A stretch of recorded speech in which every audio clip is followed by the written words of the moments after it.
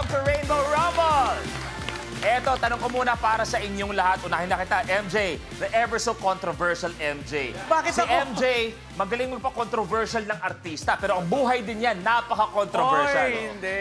MJ, kung ngayon may headline ang buhay mo, ano yon? MJ Felipe, lot-lot sa laro. Wala pa tayong nangyayari. Pero MJ, paano ka ba nagsimula sa news? I started muna sa entertainment. Yung mga talk shows like The Buzz, Entertainment Connect, 2004. So 20 years na ako dito sa ABS. Anong pakiramdam na isa ka na sa mga hinahangaan pagdating Ay, sa grabe news, naman sa yun. showbiz? Kumbaga, iba na yung credibility mo rin, MJ. Then nakakatuwa yung mga artista, yung mga celebrities na nagtitiwala sa'yo ng stories nila. Kasi hindi madali, akala ng mga tao, showbiz lang yan, madali lang yan. Hindi you have to get the trust of the celebrities to answer the difficult questions. Gaya mo, Luis, dati, di ba? At sa dinami-rami ng interview na nagawa natin, because you spoke about trust, I trust you. Ay, thank you, Luis. Salamat. Rafael, ikaw naman. Kung may headline muna, buhay mo, ano headline? Rafael, asang mananalo sa Rainbow Rumble. May mga bayarin ka ba? Medyo gipit tayo ngayon. Joke lang. Paano nagsimula? ang Nagsimula career ako sa news 2011. Nagsimula ako bilang researcher, naging segment producer hanggang 2015, naging full-fledged reporter. So talagang inakyat natin yung ladder na yun.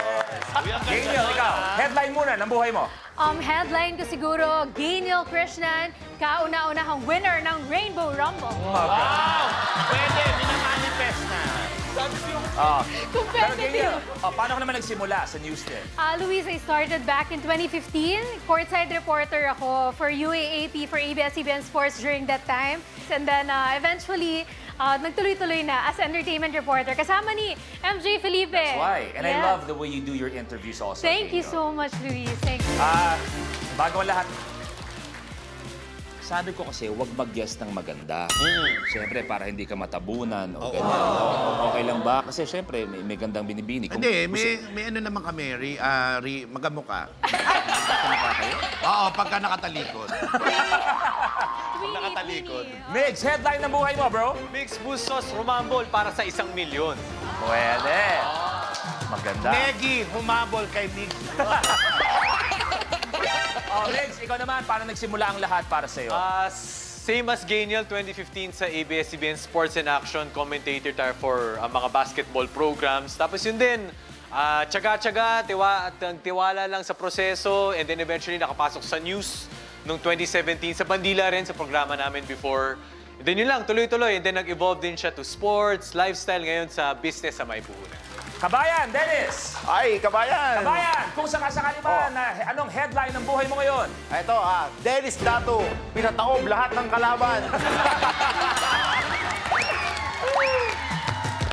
Okay, ngayon, paano ka nagsimula, Kabayan? Kabayan, nag-start ako sa Batangas as provincial correspondent for DCMM noon. Tapos nalipat, naging radio patrol sa DCMM. Then nalipat na ako sa TV patrol. Ba, nakakatuwa. Kasi nakikita ko, pag may mga nangyayaring, alam mo na, mga sakuna at lahat-lahat, nakikita natin hindi na nawawala si Dennis para ibigay sa atin ang coverage. At naging Manila Overseas TV Reporter of the Year ka pa. Congratulations. God bless you. God bless lahat ng mga nasa news department natin sa harap at likod ng camera. God bless sa inyo. Negi, bago tayo tumuloy sa tanungan, mabilis lang. Migs, ako sabihin kay Migs na lang bago tayo tumuloy. Migs, hindi mo mamakuha yung 1 million, pwede mo naman kunin yung puso ko. Kinikilig ako. Alam mo, nung una ko sinabihan si Migs ng ganyan, halos namula siya. Namula ako talaga. Namula Binigyan niya talaga. ako Yun ang motor gusto ko, yun namumuli. Negi, pag nakita mong namumula, anong ginagawa mo? Pinapakalma ko.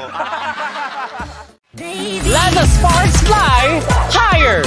This is the best summer we're ever gonna have to. Ini ang talk show para sa mga Bisaya, pati sa mga Bisaya at heart.